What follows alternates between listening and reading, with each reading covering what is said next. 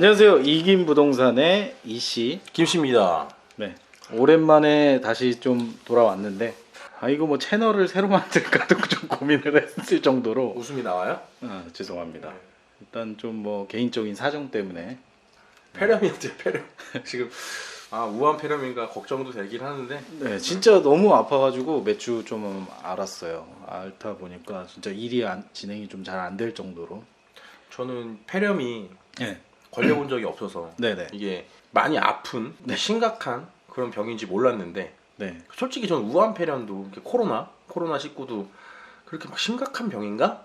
네. 이런 생각도 했었는데 이씨 복귀하고 그렇게 아프냐? 네.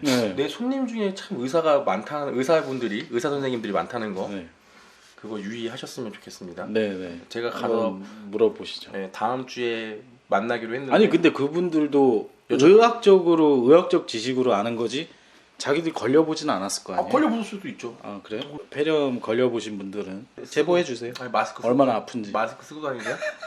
네, 아무튼 네, 좀 오래 자리 비우게 돼서 좀 죄송하고 이제 뭐 다시 죄송해야죠. 네, 다시 시작하는 마음으로 열심히 화이팅 하도록 하겠습니다. 또 아프면 접겠습니다. 혼자라도 해야지. 접을 거야. 이쪽으로. 아무튼 네, 아프지 말아야 돼요. 네. 둘 다. 네. 오늘 갭 투자에 대해서 얘기를 할 건데 갭 투자 주의보, 뭐 갭 투자에 대해서 요즘 다시 뭐 문제 제기들이 많이 되고, 그렇죠. 예, 언론 통해서 기사나 방송을 통해서 이제 좀 많이 이제 보도가 되는데 그거에 대해서 오늘 좀 간단하게 얘기를 해보려고 해요. 그래서 갭 투자 과연 이제 주의보인가? 앞으로는 뭐 갭 투자가 어떻게 되는 건가에 대해서 좀 얘기를 해보도록 하겠습니다. 지금까지 그 이제 갭 투자가 네. 갭 투자를 잡으려고 네. 부동산 정책이 계속 나왔던 거죠. 네. 그래서 이제 솔직히 발등에 불 떨어지는 것도 있고. 그렇죠. 그래서 이제 그거에 대해서 이제 차근차근 좀 얘기를 해볼 건데 네. 좀 이제 빨리 넘어갈게요. 그래서 갭 투자란 과연 무엇인가? 요거에 대해서 이제 정확히 이제 정의를 그냥 간단하게 좀 내보면 이 매매 가격하고 전세 가격 간의 이제 이 차액이 여기 보시면 차액 나오죠. 이게 작을 때 그 차이만큼을 이제 투자를 해가지고 나중에 이제 그 집값이 오르는 시세 차익을 노리고 투자를 하는 거를 이제 갭 투자라고 해요. 그렇죠. 그래서 빠른 속도로 지금 그러니까 우리나라 이제 부동산 시장이 빠른 속도로 아파트 가격이 이제 계속해서 이제 올라가다 보니까 그 시세 차익을 그러니까 2년 동안 이제 전세를 살게 되는데 뭐 2년 안에 뭐 전세값 2천만 원, 3천만 원 올려달라고 할 정도로 가파른 상승세로 집값도 그렇게 따라서 올라가니까 그거에 따라서 이제 투자가 2014년 정도부터 이제 성행을 하게 된 거예요. 그래서 이제 예를 들어드리면 이 집값이 이제 5억이다 하면 전세값이 보통 이제 80%에서 90% 그냥 계산하기 좋게 4억 5천으로 그냥 말씀드리겠습니다. 4억 5천 정도 이제 전세값이 들어있는 그런 이제 5억 원 시세의 집이 있다고 치면 차액 5천만 원만 가지고 이제 투자를 할 수 있었던 거예요. 그렇죠. 네. 그래서 몇 년 뒤에 5억짜리가 5억 5천이 되고 그러면 5천만 원 그냥 번게 되거든요. 시간은 뭐 2년 3년 걸리더라도 그게 굉장히 많고 이제 서울 지역에서는 뭐 그런 시세대로 계속 이제 올라왔던 거죠. 그냥 그렇죠. 우상향을 그렇죠. 뭐 꺾어질 때도 있었지만 그거는 이제 굉장히 높은 이제 뭐 강남이라든지 뭐 그런 이제 지역적으로 이제 좀 국한이 돼 있었고 네. 이제 전반적으로 봤을 때는 그 외의 지역들은 이제 천천히 그냥 우상향을 정도가 덜했다, 뭐 좀 가파르게 올라갔다, 뭐 그런 차이만 있을 정도로 계속해서 이제 우상향을 했던 거죠. 그래서 이런 거를 이제 갭 투자라고 하고 전세 제도가 우리나라에만 있는 좀 특이한 제도예요. 그렇다 보니까 전 세계적으로 이 갭 투자라는 외래어를 좀 제가 검색을 해봤거든요. 네. 그게 그냥 한국말이더라고요. 갭만 영어고 갭. 메이커도 있죠. 갭. 그 갭이 맞아요. 네. 아무튼 뭐 그렇습니다. 그래서 확실히 요런 전세 제도가 우리나라에만 있는 게 맞습니까? 네, 우리나라에만 있어요. 확실한 거죠. 네. 북한은 모르겠네. 찾아볼 거야 내가. 네, 찾아보세요. 알겠습니다. 네. 역시. 아무튼 뭐 그렇습니다. 우한에는 전세 없습니까? 응? 우한. 뭔 소리 하는 거야. 아무튼. 우한 네. 다녀오셨던 거 아니에요? 근데 사실 이제 제가 조금 쉬기도 쉬었고 네. 이제 많이 이제 몸에 대해서 신경을 썼잖아요. 네. 상태는 제가 더 좋은 것 같아요 오늘. 안 쓰는 것 같아요. 보면 목소리가 김 씨가 좀 갈라오네. 오늘 네. 하루 종일 답사도 다녀오고 막 네. 정신 없었습니다. 아무튼 네 빨리 넘어가야 돼요. 죄송해요. 헛소리 안 하겠습니다.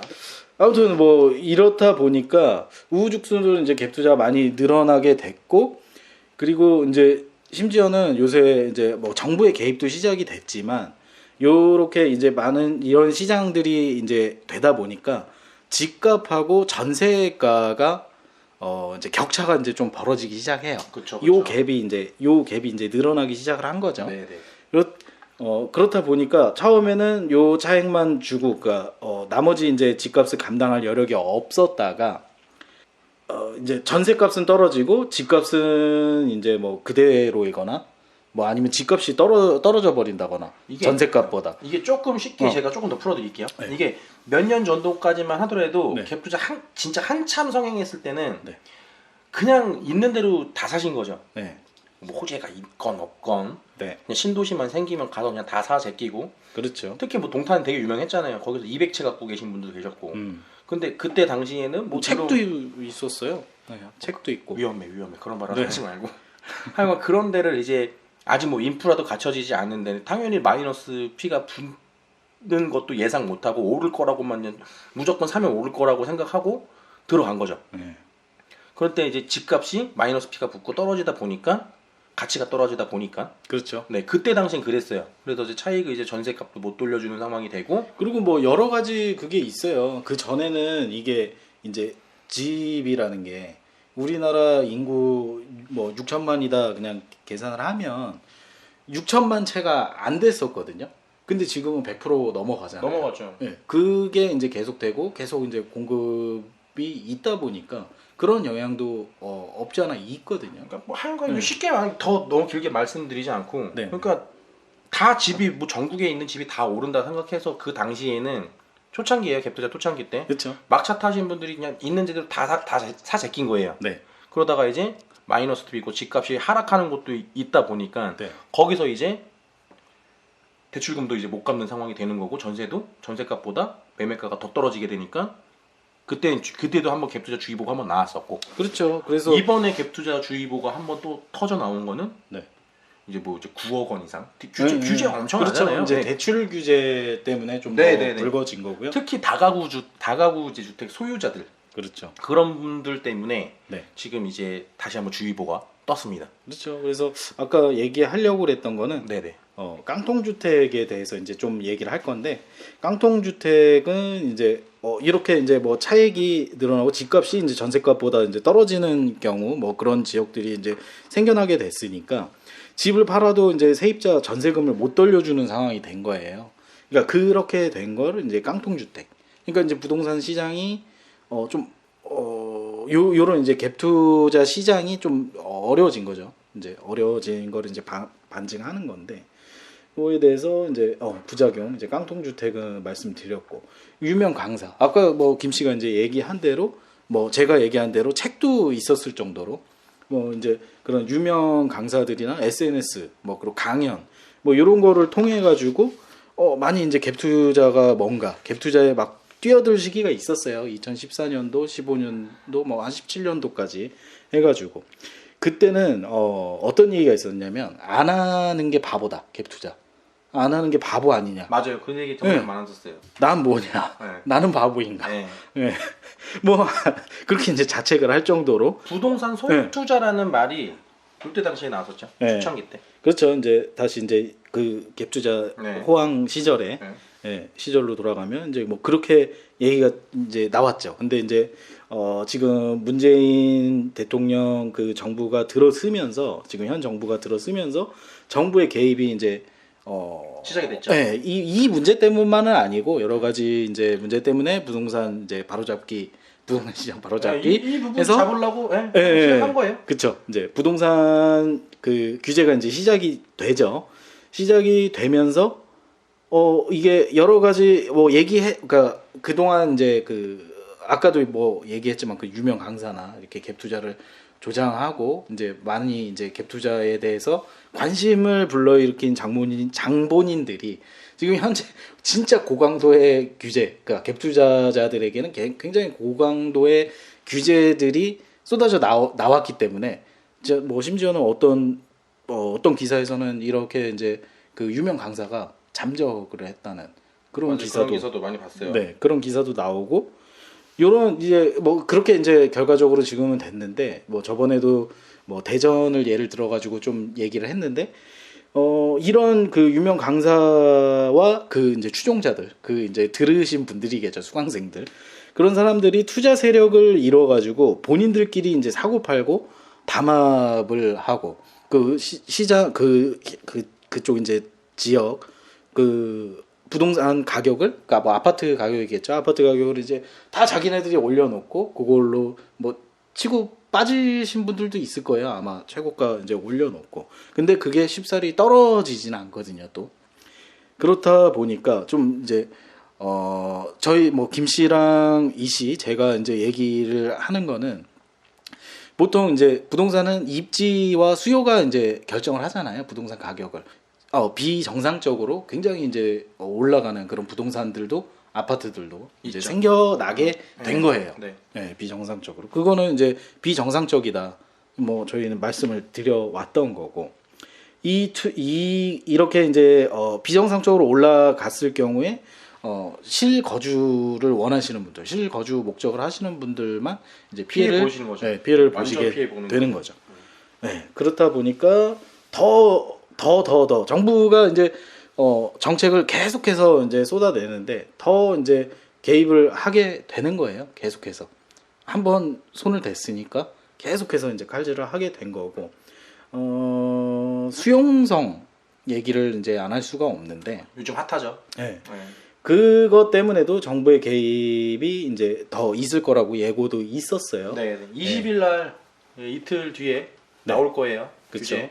정부의 이제 정책이 계속되고 네네. 수용성을 이제 규제한. 근데 이게 좀 말씀을 드리고 싶은 게 처음에는 이게 우리나라 이제 정책 실장분이 규제를 해야 된다. 그러니까 수용성 너무 과열된다. 빨리 이제 대응을 해야 된다.